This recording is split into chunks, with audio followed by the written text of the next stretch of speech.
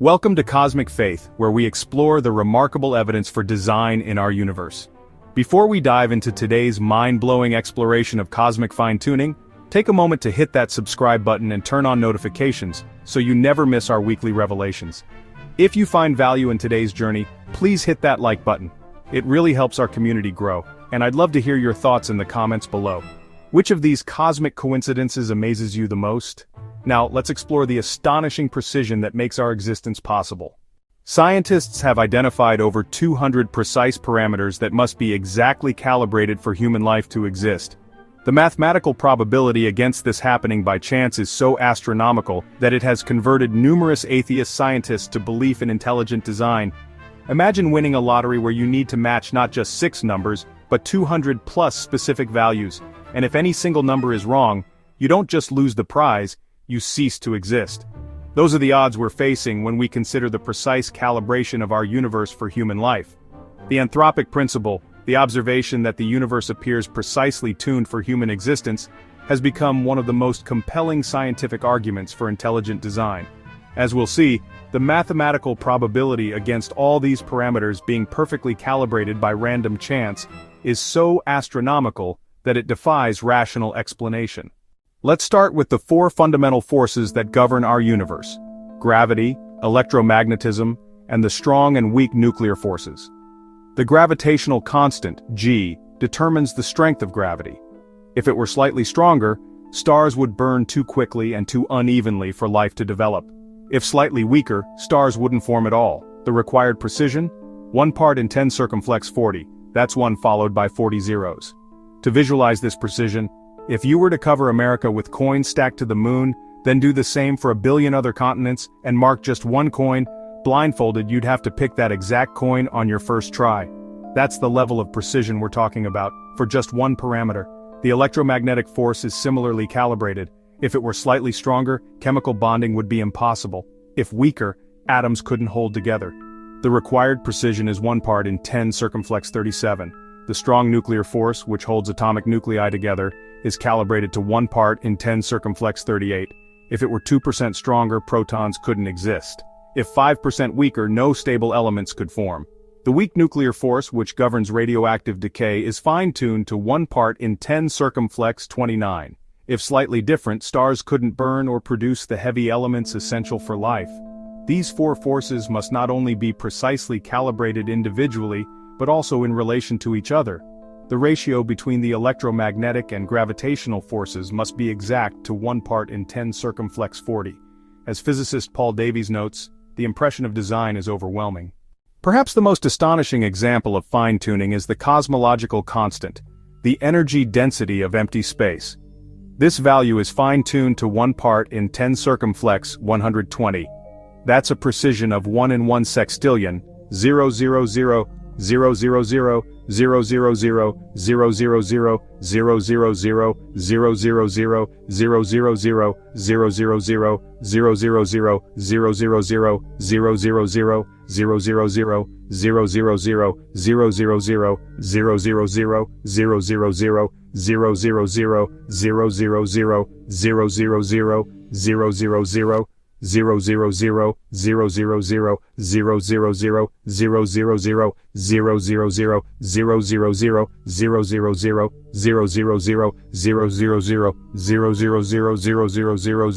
000 000 000 Physicist Leonard Susskind called this the worst prediction in the history of physics because there's no natural explanation for why this constant should be so precisely calibrated. If this value were slightly larger, the universe would have expanded too rapidly for galaxies to form. If slightly smaller, the universe would have collapsed before stars could form.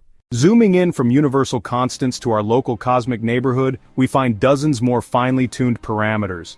Our sun is precisely the right type of star, a G2 dwarf with the perfect mass, luminosity, and stability. If slightly more massive, it would burn too quickly. If less massive, Earth would need to be closer, where tidal forces would stop rotation. Earth orbits in the Goldilocks zone, not too hot, not too cold, but just right for liquid water.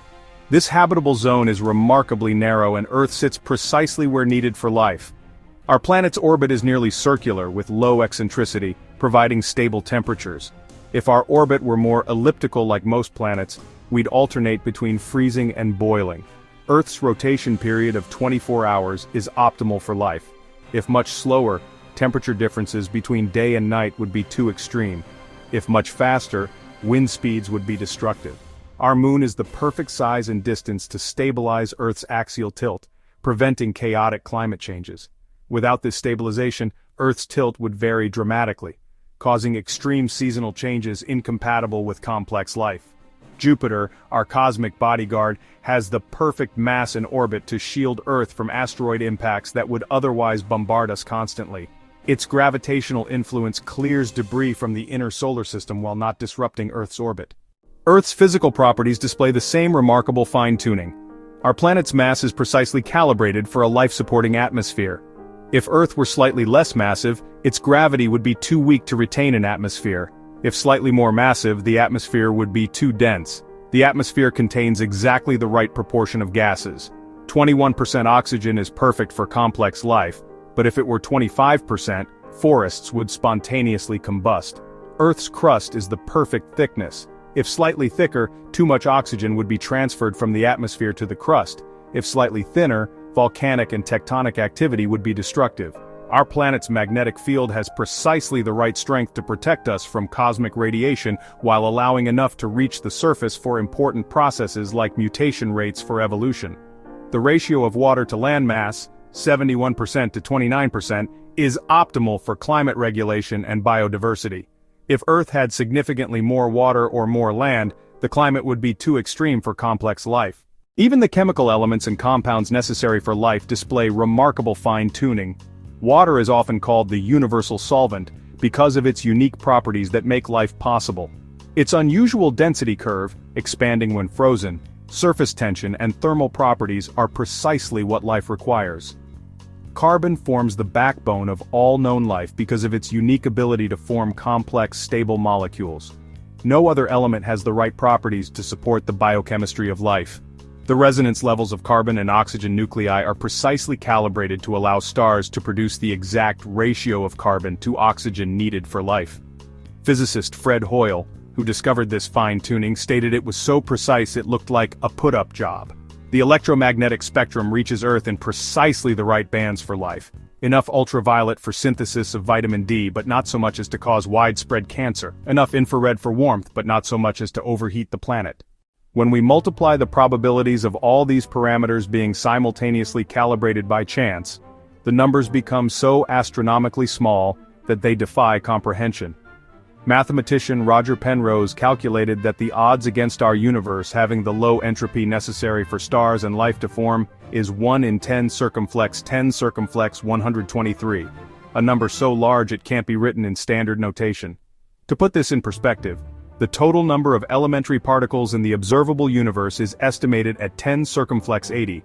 The odds against our finely tuned universe are vastly greater than the odds of randomly selecting a single specific particle from all particles in the universe. Faced with these impossible odds, many scientists have proposed the multiverse theory, the idea that our universe is just one of an infinite number of universes, each with different physical constants. In this scenario, we simply happen to live in the one universe out of countless trillions that has the right parameters for life. However, this theory has a fundamental problem. There's zero observational evidence for other universes. It's a philosophical response to the design problem, not a scientific one. As physicist Paul Davies notes, invoking an infinite number of unobservable universes to explain the one observable universe is a desperate remedy. To postulate an infinity of unseen universes just to explain one seems like a case of excess baggage carried to the extreme. The weight of this evidence has led numerous scientists to abandon atheism and accept the design hypothesis. Fred Hoyle, the renowned astronomer who coined the term Big Bang, originally as a derogatory term, stated after discovering the carbon-oxygen fine-tuning, "A common-sense interpretation of the facts suggests that a super-intellect has monkeyed with physics, as well as chemistry and biology, and that there are no blind forces worth speaking about in nature." Antony Flew, once the world's most famous atheist philosopher, abandoned atheism late in life, stating, "The laws of nature, and the existence of the universe, can only be explained in the light of an intelligence that explains both its own existence and that of the world." Francis Collins, who led the Human Genome Project, found the fine-tuning argument so compelling that it contributed to his conversion from atheism to Christianity. This scientific evidence aligns perfectly with what Scripture has maintained all along. Psalm 19:1 declares, "The heavens declare the glory of God, the skies proclaim the work of his hands." Romans 1:20 states, "For since the creation of the world, God's invisible qualities, his eternal power and divine nature, have been clearly seen, being understood from what has been made." The anthropic principle, the scientific observation that the universe appears designed for human life, gives new meaning to Genesis 1:27, which states that humans are made in the image of God. We exist because the entire cosmos was calibrated with precision to make our existence possible. The anthropic principle reveals a profound truth. Our existence is not a cosmic accident but the result of extraordinarily precise calibration across more than 200 parameters. The mathematical probability against this happening by chance is so astronomical that it points unmistakably to intelligent design. As we contemplate the perfect balance of forces that allows us to exist, we're faced with a choice. Believe in a multiverse with infinite unseen universes, or accept the more straightforward explanation that our universe bears the signature of its creator. If you found this exploration of cosmic fine-tuning enlightening, please hit that like button, share this video with someone who needs this perspective, and subscribe for more revelations about our remarkably designed universe. Until next time, remember that your very existence is the result of cosmic precision that defies random chance.